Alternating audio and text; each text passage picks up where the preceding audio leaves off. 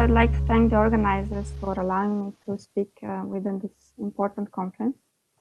And I would like to speak about real hypersurfaces in the indefinite complex projective space on a work.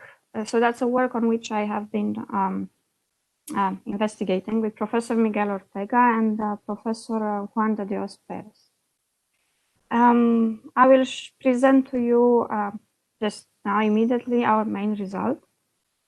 Theorem 1, it's a result on minimal ruled real hypersurfaces, saying in principle that such a hypersurfaces can be generated by a unit curve on the hypersurface, which is either geodesic, a space-like or a time-like geodesic, or is a totally real circle, which is contained in a certain surface. Or a third possibility, the curve is a totally real curve. It's not a finite curve. It is determined by the presented here system of equations, and it's contained as well in a three-dimensional submanifold. So I will basically try to present to you the main notion, so at the end our main result is clear to everyone. So what about the study of real hypersurfaces?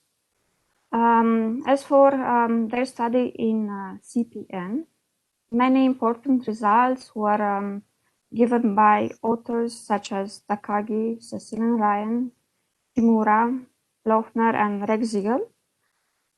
And only very recently, in 2015, the study of real hypersurfaces was initiated in the indefinite complex projective space by Ancio and Panagiotidou. And even more recently, so in 2019, Kimura and Ortega investigated further in continuation on the subject. So since the ambient space is CPN with index P, I will quickly mention that we construct the space starting as usual, as in the definite case, from the Euclidean space, complex space, Cn plus 1 of index P, and we take a metric, the real part of the usual Hermitian product, given here. And next, the complex projective space of index P will construct it in the usual way, starting from the 2n plus 1 dimensional sphere with the usual equivalence relation and with our submersion, which this time is a semi-Riemannian submersion, pi. So in this ambient space, in the complex projective space of index P, we still benefit from some so-called axioms of planes. This meaning that starting from a point in CPNP and the plane through this given point, we can show the existence of some families of totally geodesic submanifolds which pass through the point and whose tangent plane at that point is our given hyperplane. And so in this sense, we have three results, three lemmas. I will present the first one first. So we have a point in CPNP, a hyperplane which is holomorphic, non-degenerate, and has maximal dimension 2n minus 2. And then we show that there exists a totally geodesic submanifold L. The point belongs to this submanifold, and its tangent space at the point is the given hyperplane. And we show as well that L, this submanifold, is going to be isometric to a smaller CPN of dimension n minus 1. And the index P is going to be either the initial index P of the ambient CPN, if the orthogonal to the hyperplane is spacelike, and the index will change to P minus 1 if the orthogonal to the hyperplane is timelike. And we show as well that two such submanifolds which we obtain are going to be linked by an isometry in the ambient space.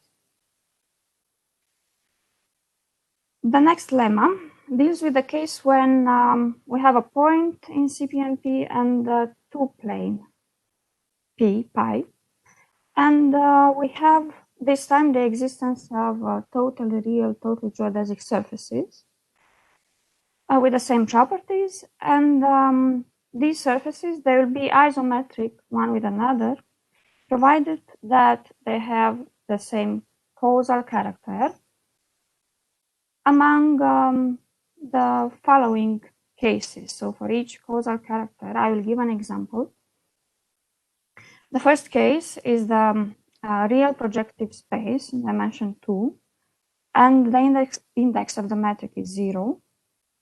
Second case, it's the quotient space, which we construct, which is going to be anti-isometric to the standard real hyperbolic plane. So basically, we have the metric on the space is minus the metric on the hyperbolic plane.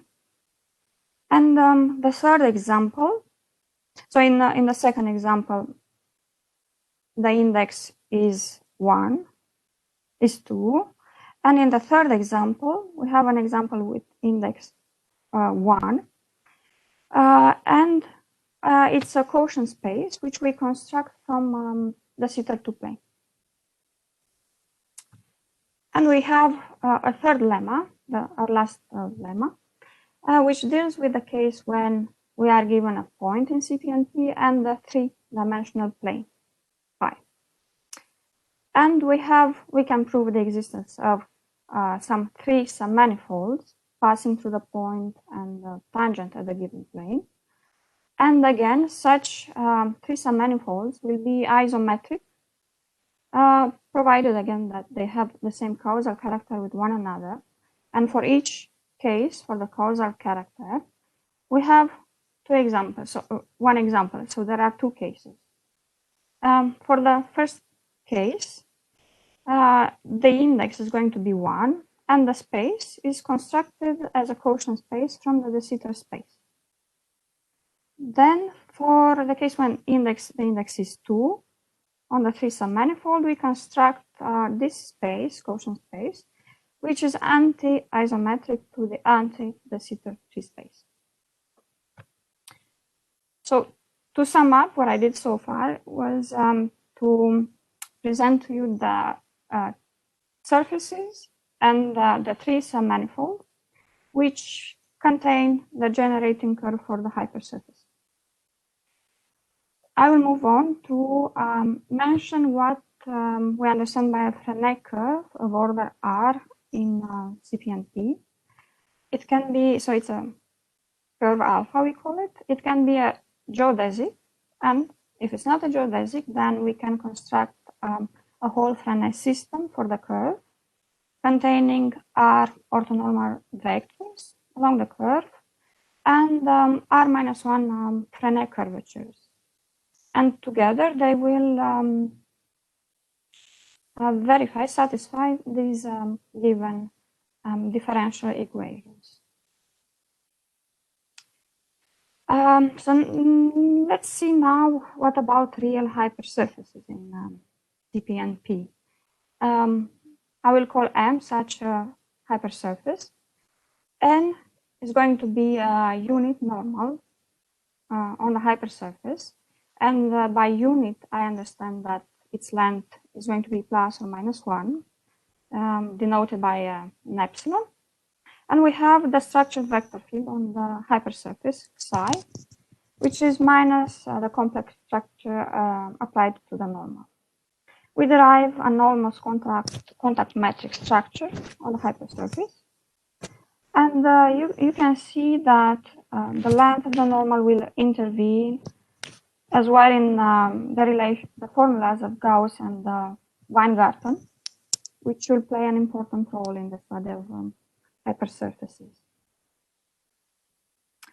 So, ruled real hypersurfaces. For defining ruled real hypersurfaces, we define first a holomorphic distribution D at a point Q as the orthogonal space to the structure vector field.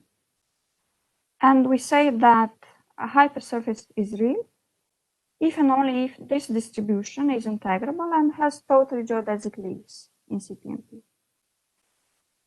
Basically, the condition in the definition can be proved to be equivalent to this very simple condition, which involves the shape operator on the hypersurface. And since we have seen already in the theorem that totally real circles play a role, I will mention that by a totally real circle, we understand a finite curve of order 2 with constant curvature. And since it's totally real, the two finite vectors will span a totally real plane at each point on the curve. So I think now I can give you already an idea on how to construct ruled real hypersurfaces. We start with a curve which will basically generate our hypersurface. I call it alpha. It's a unit speed curve which can be space-like or time-like. And for each point on the curve, I will take holomorphic non-degenerate hyperplane denoted pi depending on s and with the maximal dimension to n minus 2. We see immediately that the orthogonal space to this hyperplane will be spanned by alpha prime and j of alpha prime. And thanks to the previously mentioned results, we know that there will exist a total geodesic submanifold through the point on the curve, and whose tangent space at that point is our holomorphic hyperplane. And additionally, we know, as mentioned already, that the submanifold is isometric to a smaller CPN minus 1, with the index for the metric p or changing to p minus 1, depending on the causal character of the curve. And what we do now is we put together all these total geodesic leaves along the curve, and we obtain our ruled real hypersurface. So that's just the intuition for constructing the hypersurface. And now I will refer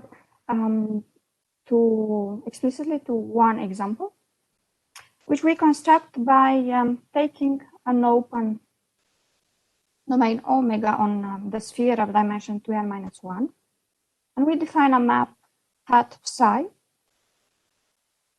whose image will lie on the sphere of dimension 2n plus 1. And the image of psi, if we project it at the level of CPN P, will be a real hypersurface. The fact that it is also ruled, to show this, we take an isometry at the level of the sphere, which will induce an isometry at the level of CPN P. And for every t in R, we have that our isometry will move a hyperplane from 0 to another point on the curve, along the curve. It will be a totally geodesic leaf.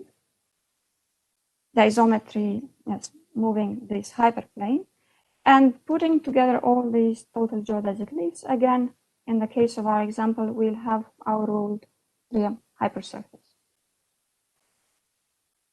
And so I hope you